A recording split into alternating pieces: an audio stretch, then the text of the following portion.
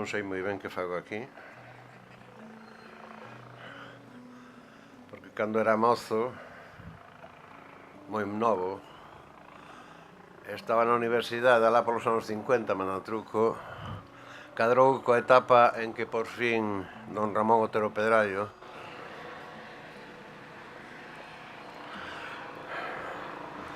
lle foi permitido pola censura do réxime fascisto franquista ser catedrático de xeografía na universidade. E os mozos e mozas que andábamos con el de cando en vez dicíanos aquelo do eu son unha fantasma do século XIX. Se eu boto contas, eu agora teño máis anos dos que teño don Ramón. Estamos no 21, así que se cadra eu son unha fantasma do século XX. De todas maneiras, xa que queren que vos diga algo, vou ser moi escueto e moi contundente. E quero referirme a 3 retos que temos como Anova no inmediato e urxentes, e tamén, se mo permitides, a un compromiso persoal. O primeiro reto que temos é, evidentemente, o de aportar todas as nosas enerxías, as posíveis e máis os imposíveis, porque compre seguir reclamando o imposível,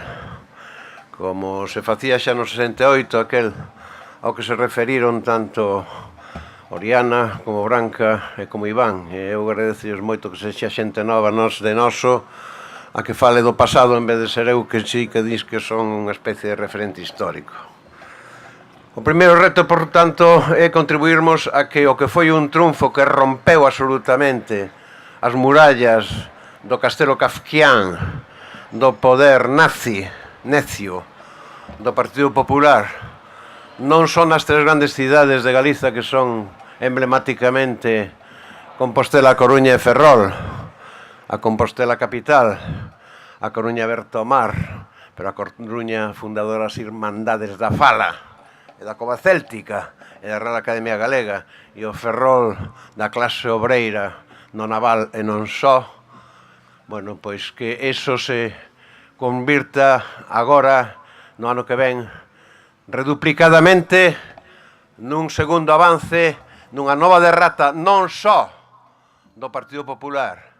senón do outro partido dinástico que simula que quere abrir portas e en realidade o que quere contribuir a consolidar o réxime por 20 anos máis, cegando así, dunha maneira absolutamente indigna, o futuro dunha creba democrática sin a cal non poderán ser resoltas nin os nosos dereitos nacionais, nin tampouco os dereitos sociais e as liberdades cívicas e os dereitos de clase e os dereitos de toda a ciudadanía do común, do conxunto do Estado español. Que ninguén se engane, ningunha reforma por riba e por fora pode remediar aquilo que conxénitamente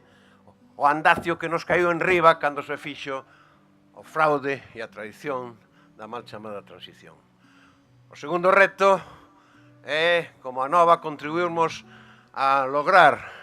que En Marea, fundamentalmente o que é a dirección de En Marea, recupere, que todo o conxunto de En Marea recupere o proxecto para que naceu, e que se recupere a posta en práctica e a fidelidade e lealdade absoluta aos principios fundacionais de En Marea, xa non só na Asamblea Constituinte de Vigo do xullo do 2016, senón os principios basilares que foron fundados e preestablecidos no famoso Pacto de Mazarelos, naquelo que foi o documento base daquela alternativa para as Cortes Españolas de En Marea, aínda como coalición, e que a cidadanía galega deulle un cheque en blanco simplemente porque practicábamos a unidade e non fomos ninguén absolutamente leais a esa cidadanía. Nunca lle botemos a culpa ao povo, sempre temos que facer autocrítica e saber precisamente por qué e en que En Marea non está a cumprir aquelo para o que foi fundada. E en terceiro lugar, o terceiro reto, que tamén como En Marea, e se non tenemos que facelo nós como Anova, emplazar as forzas do Estado e as súas sucursais aquí, mesmo as que están integradas En Marea, e que dis que son de Podemos ou do que rayos sexa, e cando foron elixidas en listas de En Marea, onde Podemos ni siquiera figuraban nas cartulinas ou nas papeletas. Que reconsideren e rectifiquen o seu comportamento a respecto de nós. Nós tivemos unha xenerosidade que non tiveron outros, sendo unha lealdade aos acordos de alianza establecidos a nivel de Estado no 2015. Nós renunciamos a manter a reclamación de grupo parlamentar propio cando fixeron a atrapallada co regulamento das Cortes, que en realidade nos obrigaba a que se mantiñamos neso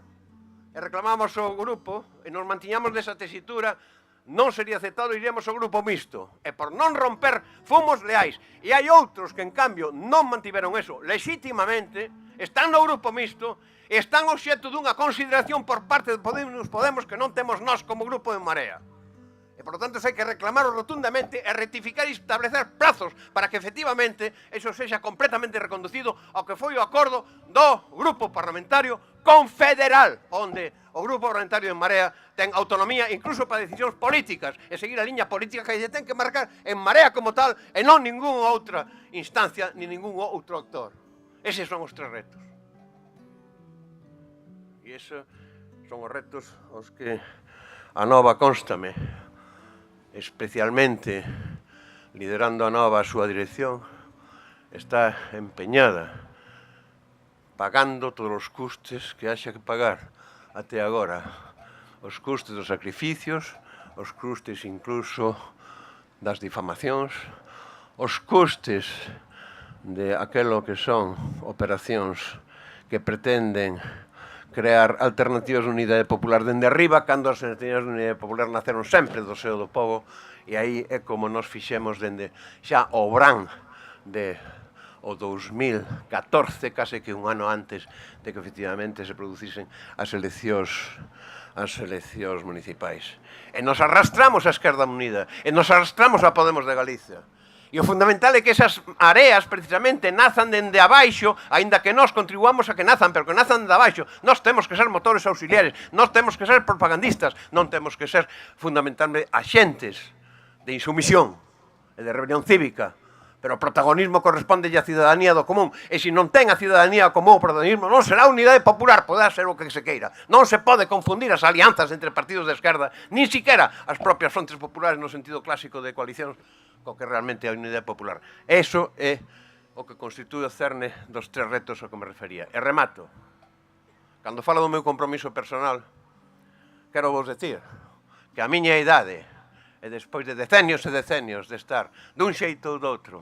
comprometido activamente na defensa do noso país, entendido na clave do que é a cidadanía, o povo galego, entendido que é na clave das clases populares, e non os sectores que son simplemente burguesía compradora ou simples pseudópodos do poder central do Estado, ou sexa da plutocracia, ou sexa do poder político,